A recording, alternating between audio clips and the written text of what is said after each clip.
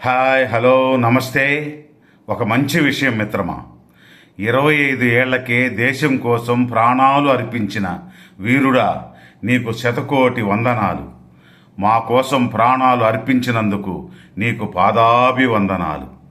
భారతదేశం సరిహద్దు ప్రాంతాల్లో నివాసముంటున్న అమాయక ప్రజలపై పాకిస్తాన్ సైన్యం జరిపిన కాల్పుల్లో తన తోటి భారతీయుల రక్షణకు భరతమాత సేవలో తన ప్రాణాలను దారపోసి అమరుడైన వీర జవాన్ మురళీ నాయక్ గారికి జోహారు.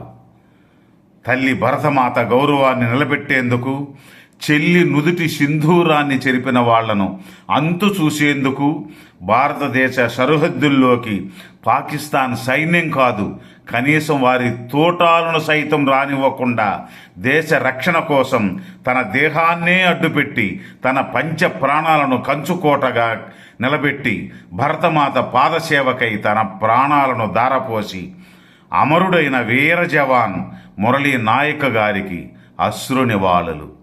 దేశ రక్షణ కోసం అమరవీర్ జవాన్ మురళీ నాయక్ గారు చూపిన ధైర్య సాహసాలు, ఆయన పోరాట పటిమకి యావత్ భారతదేశం గర్విస్తుంది.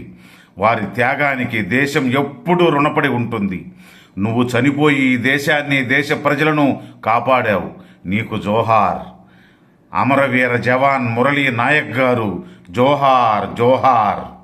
ఇదే విధంగా 2020 జూన్ 15న లడక్ బోర్డర్ దగ్గర ఇండియా చైనా మధ్య యుద్ధం భయంకరంగా జరిగింది.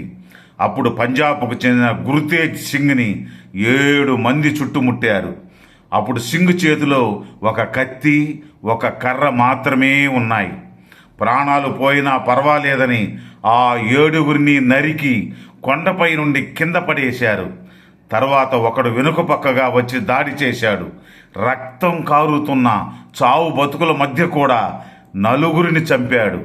ఆ తర్వాత ఒకడు వెనుక నుంచి తలపై బలంగా దాడి చేశాడు. అయినా అతను ఒంటరిగా చావలేదు. తన ప్రాణాలు తీసిన వారిని కూడా తన వెంట తీసుకుపోయాడు. అది ఇండియన్ ఆర్మీ పవర్. ఇది ప్రపంచానికంతటికీ తెలుసు. ఇండియన్ ఆర్మీ పవర్ ఏంటో తెలుసుకో మిత్రమా. ఇది నిజం. జోహార్ జోహార్ మురళీ నాయక్.